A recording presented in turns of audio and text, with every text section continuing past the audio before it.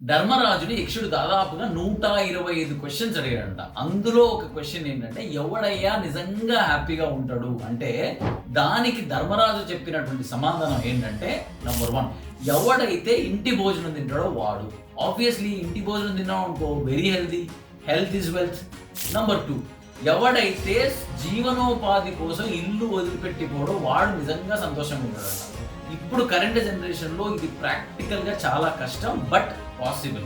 ఎలా పాసిబుల్ అంటే, నువ్వు ఎక్కడున్నా నీకు డబ్బు సంపాదించే మార్గం దొరికింది అనుకో, ఆబ్వియస్లీ ఇట్ ఈస్ పాసిబుల్. ఎలా? That's what is called passive income. అంటే రెంటల్ ఇన్కమ్ కావచ్చు, ఎఫ్డి ఇంట్రెస్ట్ కావచ్చు, ఆర్డి ఇంట్రెస్ట్ కావచ్చు, మ్యూచువల్ ఫండ్స్ కావచ్చు, స్టాక్స్ కావచ్చు, బంగారం కావచ్చు, ఏదైనా కావచ్చు. So passive income it is possible. Number 3, అప్పు లేనటువంటి వాడు నిజంగా సంతోషంగా ఉంటాడు. ఆబ్వియస్లీ ఈఎంఐలు, లోన్లు, ఇంట్రెస్ట్లు, వేరే వాళ్ళకి కట్టాల్సినటువంటి అప్పులు ఇవన్నీ లేవనుకో, ఆ హ్యాపీనెస్సే వేరు. సో అప్పు లేని జీవితం, స్వగృహ భోజనం, ధర్మంతో జీవితం, ఇదే యక్ష రహస్యం.